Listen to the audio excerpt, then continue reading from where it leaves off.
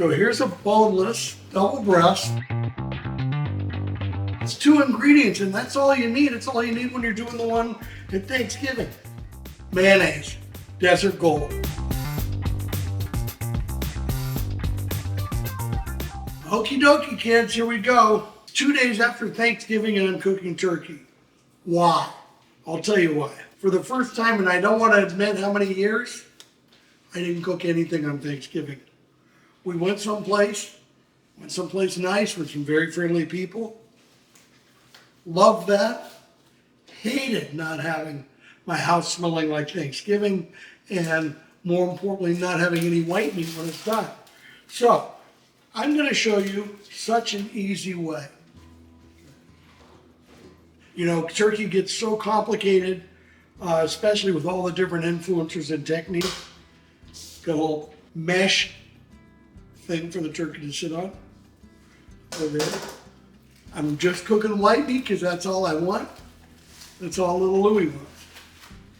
So here's a boneless double breast, thanks to our friends at Gelson's.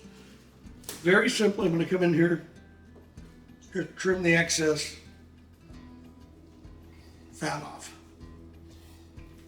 Very simple. How quick is this, kids? But it's 2 ingredients, and that's all you need. It's all you need when you're doing the one at Thanksgiving. Mayonnaise. All right, don't hate me. Trust me. Mayonnaise is the greatest binder for turkey. For chicken, in fact, try grilled cheese with it instead of butter and see what you think. It doesn't taste like mayonnaise, doesn't taste eggy, but it caramelizes beautiful on the toast. And with this would be a great binder for my rub, which is the second ingredient here, Desert Gold. It's just turkey perfection. Sesame, citrus, garlic, pepper, salt, all kinds of beautiful things. It's like a Mediterranean rub, but I kind of, since I live in the desert most of the time, it's Desert Gold. It's got desert hints. So now I'm going to flip it over. Smooth the skin out. I'm not putting any butter under it. I'm not doing any of that. Here we go. Got mayonnaise. Nice even coat. Doesn't have to be thick. Okay, now, Desert Gold. Just a nice even coating. And the skin will be so nice. We're cooking on the Mac 2-Star General at 275 degrees. Should take about an hour and a half. I'll have a thermometer in there to make sure. I'll be seeing you with a juicy breast in just about an hour and a half. Little mesh pan, we're ready to roll. Okay. Woo!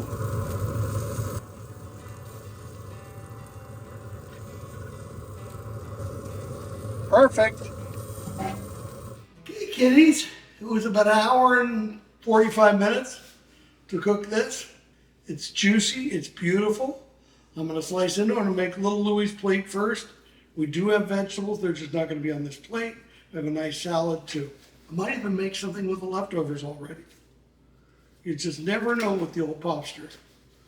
So here we go. Really, really happy with how that came out.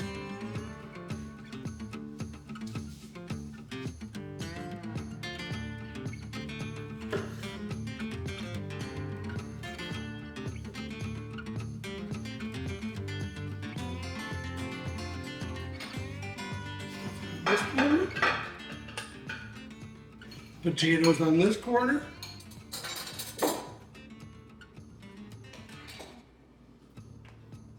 and a little cranberry sauce here. Then we're going to hit it with gravy. Trader Joe's cranberry sauce, a little story. Gosh, maybe 30 years ago, I was just a home cook. Well, it's still what I am. And my friend calls me and says, "Do you have a cranberry sauce recipe?" I said, "Of course I do." Louie likes gravy on everything. My friend Rex goes, "Do you have any cranberry sauce recipe?" Of course I lied, told him I did.